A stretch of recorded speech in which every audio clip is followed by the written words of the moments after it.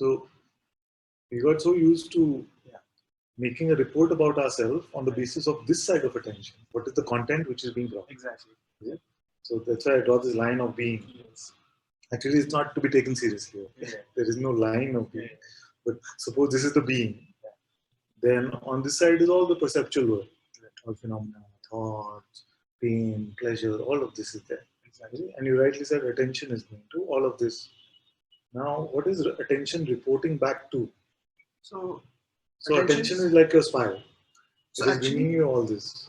What I'm seeing, Father, please. Is it all arises from emptiness in a sense. It seems. I don't know if that's correct or not. But I can't. There's no attribute. There's nothing I can say. And even I am seems to have. It doesn't have any attribute. It seems. Father. You know, it's just, and all of this appearance is there. Everything is there. It's not me. Yet I am. And I am has no shape.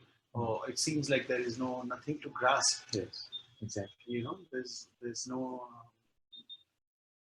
I think there is a struggle in the mind to grasp it, and that is also seen. The mind struggles to define it. Yes. You cannot define. Yeah.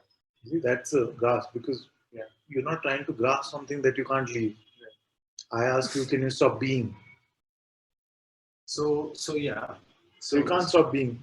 No, and yet being is not a tangible thing. Yes. It's not it's emptiness, Father. Is it? Yes. It is. It has prior to time and space. So you cannot give it spatial constructs or time-based constructs. And there's no sensation to it. Yes. Except that there's a qualitative tasting of I am, like I exist now, versus I wasn't when there was sleep. Yes. So almost seems like that's the only difference between awareness and I am. I am is just the extension of awareness, right? Extension, yes, which has the qualitative sense of existence, but it is not separate from the self. So no, okay. As I look, Father, there are a lot of subtle sensations. You know, very. Some of them are just very subtle, and I know that they know. Even bliss is not me. Even happiness is not me. And I can see the mind is. The mind is slowing. Like I can see the grasping reducing over the last few days. It's just it's trying to grasp, but it can't grasp, but it's still grasping. There's nothing I can use to describe anything. But I definitely am seeing the what's been happening last few days, Father, is just seeing the mind-body kind of fight. You know, trying to do something. I don't know what's going on. It's best to not know because we don't even really know that. It might feel like I have a memory of what's been happening the last few days. But what memory is really reliable? So we don't know anything about past really, and we definitely don't know anything about the future. So all you have is that you exist now. And ultimately, even this existence is not your container.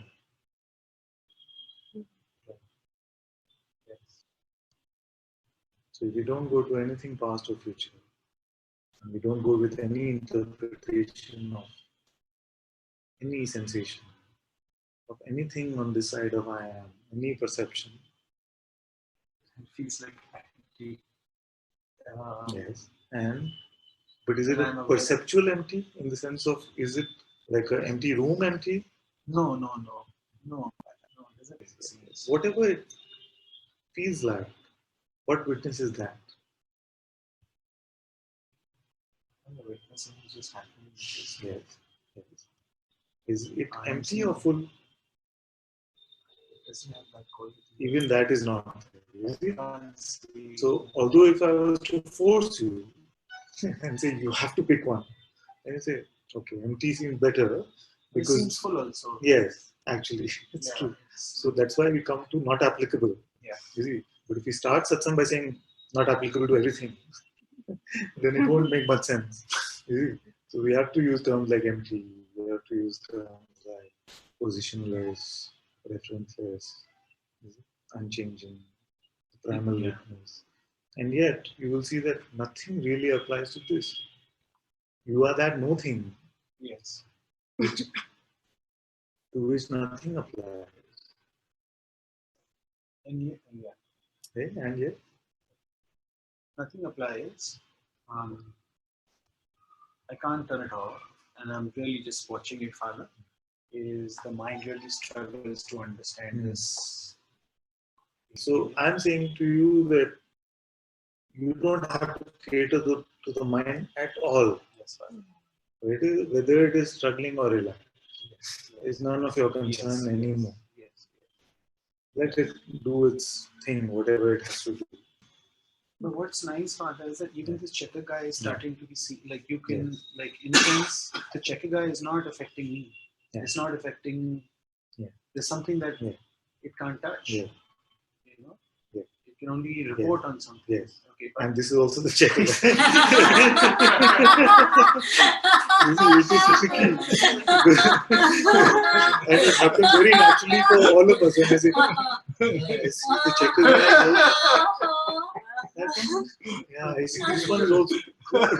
It's just like any layer of conclusion, any layer of interpretation actually is the mind trying to subtly get a like give me one tick mark, give me one approval, you see, give me one yes. And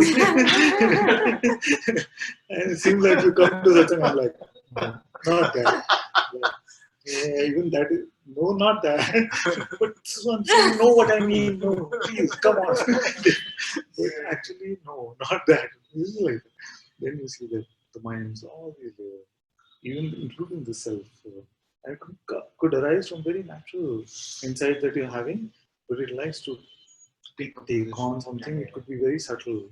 But I've seen many, many times over the years that it starts off as a very subtle thing and then boom.